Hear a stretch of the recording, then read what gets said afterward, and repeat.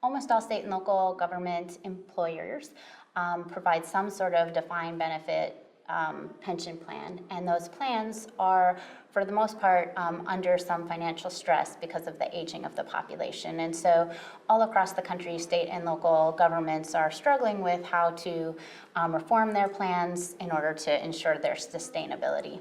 These discussions become more serious for state and local government employers that are not part of Social Security, because when you reform the pension plan, there's no other plan around. And so some of the plans that are not currently part of Social Security are thinking about joining Social Security for the first time.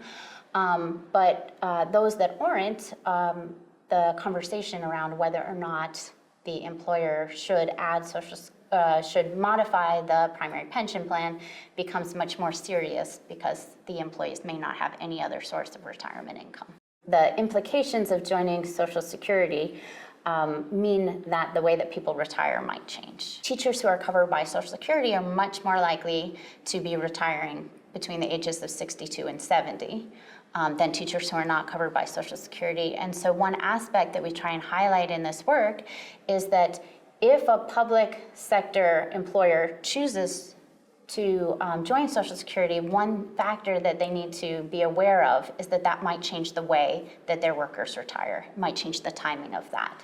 And that could have implications for the financial sustainability of the plan that they were trying to save. There's kind of two main takeaways from the work, and one of them is exactly this. So when we try and understand how Social Security affects retirement timing, it's difficult because most people that we study are included. And so what researchers have done in the past is to try and understand differences across generosity or eligibility ages and changes that are made, maybe international comparisons. And what we do in this study, which I think is a novel contribution, is to recognize this one particular occupation, teachers, that's relatively homogeneous across the United States. Some of teachers are covered by Social Security and some are not. And so when we compare how they're retiring, what their retirement timing is, we can attribute those differences to the fact that they're included in Social Security or not. What we find is that Social Security is affecting the timing of people's retirements. There's sort of a lot of interest, a large literature in trying to understand whether or not Social Security is supporting people to have the kind of retirement that they want, or it's drawing people out of the labor force too soon. And so when we try and think about what people's natural pattern of retirement would be in the absence of the program, it's difficult to do that unless you have a group of people who are not part of the program to compare them to.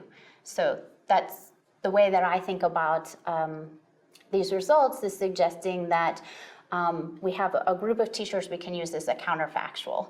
This is what would have happened if they weren't part of Social Security. We can compare those to teachers that are part of Social Security. And making that comparison can teach us something about the importance that Social Security has in how people choose when to retire.